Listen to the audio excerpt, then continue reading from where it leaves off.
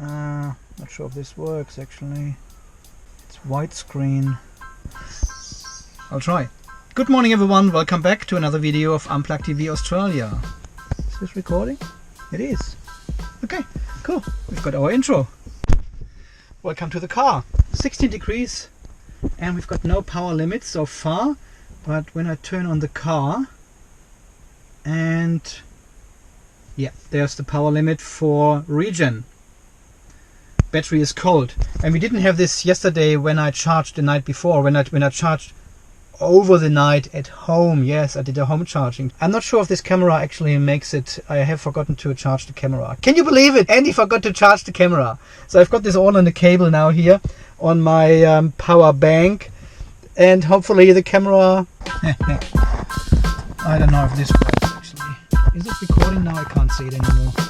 I cannot see it anymore. Got you on super wide angle now, so you should be able to see almost everything here. I hope the camera is recording, I don't know. I have no idea if this works. I've got quite some comments on my videos, my last 10-12 videos. And people asking, Andy, why don't you charge at home? Why don't you charge at home? You always tell everyone ABC, always be charging. Always plug in, always get the car charged, and then you run down the battery to 7%. So, well, here we are. Now guys, honestly, this is just a test at the moment I'm doing. Look, you're reading all these comments and saying, look, I can't buy an electric vehicle because I live in an apartment. I can't charge at home. I don't have a garage. I don't have a carport. I don't have access to power anywhere. I cannot have an electric car. And I said, that is weird. Because if you live in a city in an apartment complex or something, there must be some sort of public charging somewhere. If you look on PlugShare, there are heaps and heaps of chargers, free chargers sometimes even, and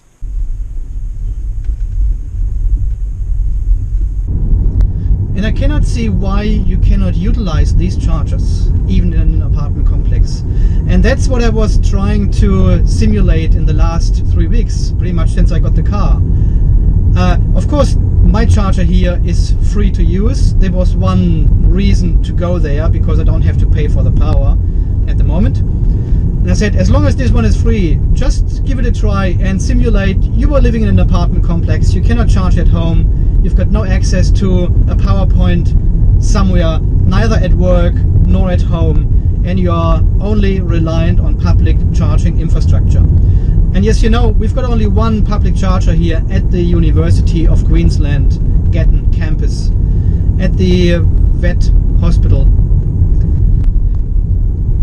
And so far it has just worked for me. It was once out of order, as I have read on the PlugShare app.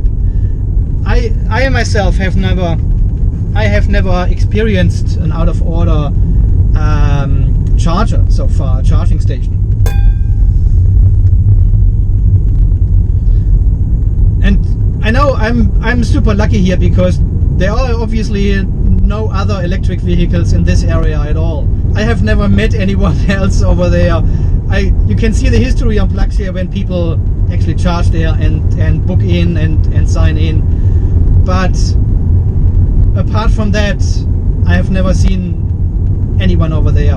And also I'm super lucky because there is also a Tesla destination charger installed, and also a 15 amp power point which you can utilize. So you've got 3 different charging possibilities at this location, which is potentially not normal. You usually have only a CCS charger and a Shademo charger, and that's pretty much it. So this is a very lucky spot I'm in here, of course. So it's not really the ideal or the situation you may found at your location then. But so far I can tell you it is possible to use only public charging with the standard range plus. This is the standard range, 400 kilometers, 450, 350 depending how you drive it. And I can only imagine if you live in the city, you're doing far less kilometers anyway.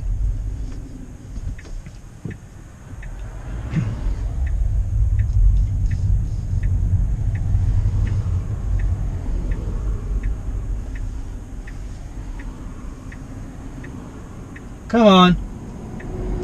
Why is he driving on the right hand side here? This little Kia.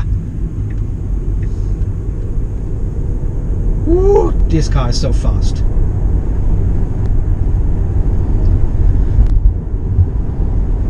Chill mode, standard range plus. Fast enough, guys, fast enough. I hope this camera is still recording and I don't need to talk about this again.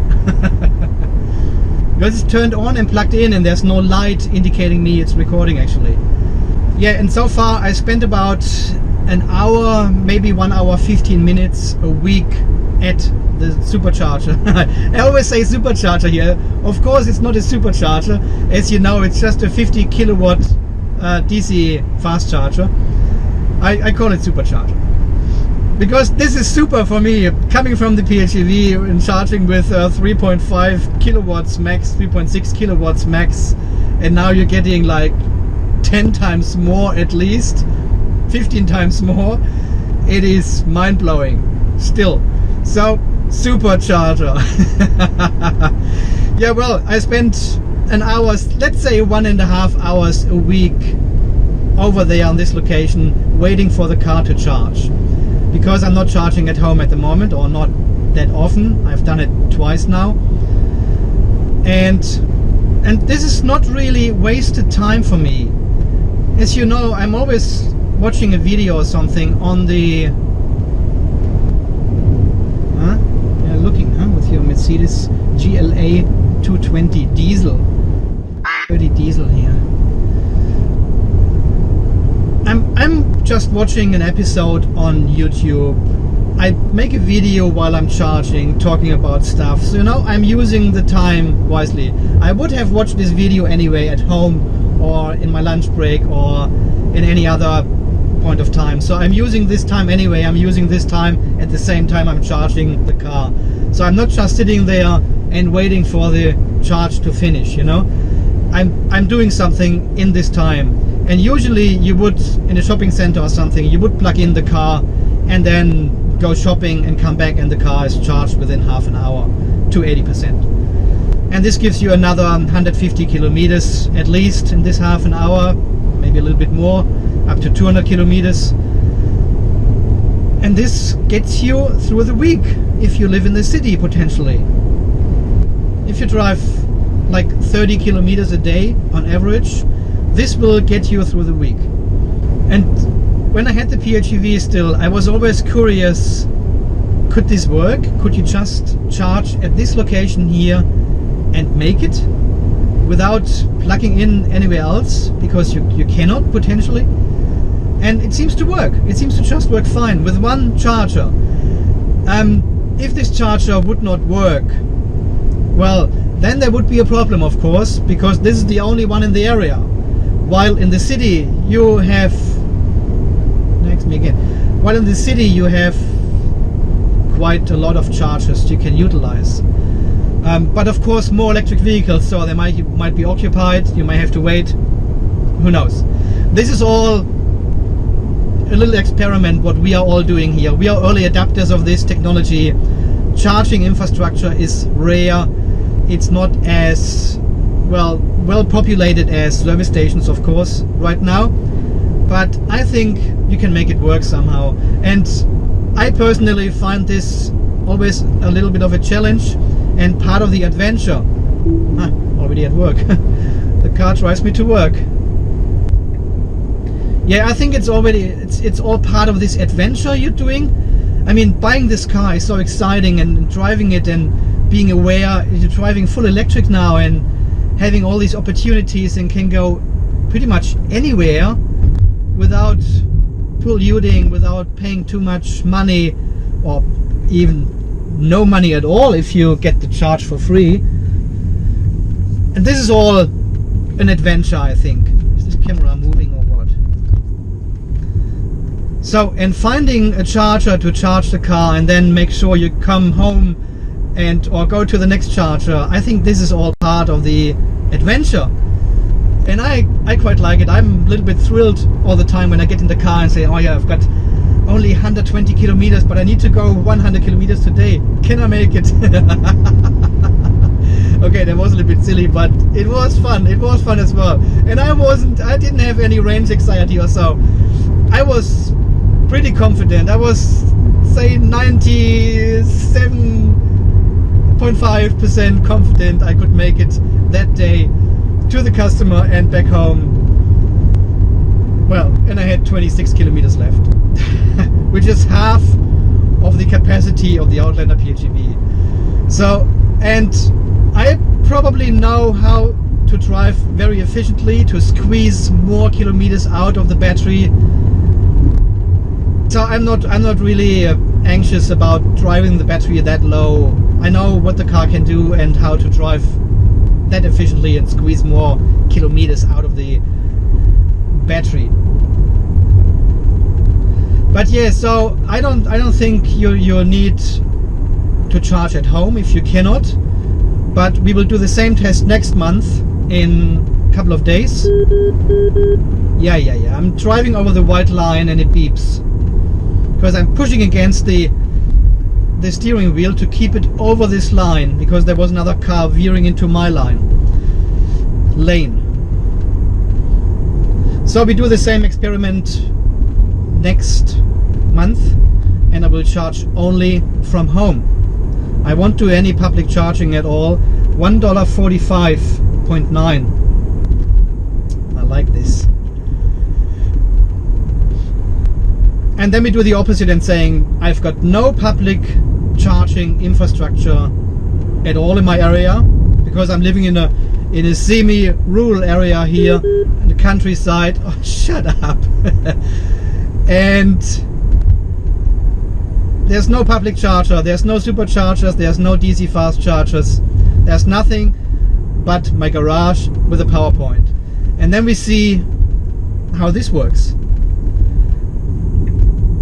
And I try to charge the car as slow as possible on the slowest setting, on 5 amp setting, and see if this would be enough to get me through the month without changing the charging speed or without me going to the fast charger and charge up because we need the extended range.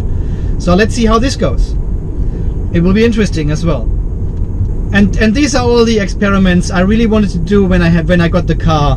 And I just started with the public charging only situation type of style. And I know I should plug in the car every night when I come home. I usually do this, as you know. But this is part of the experiment which I first on the car. Oh no, there's another ute. Second on the car park.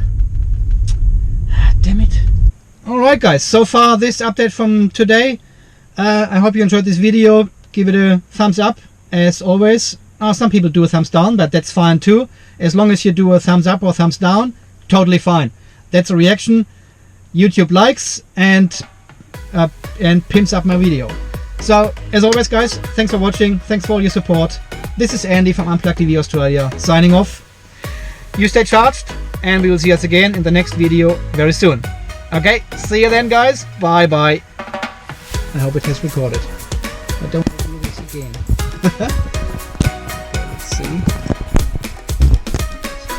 Oh yeah, it's still recording. It has worked!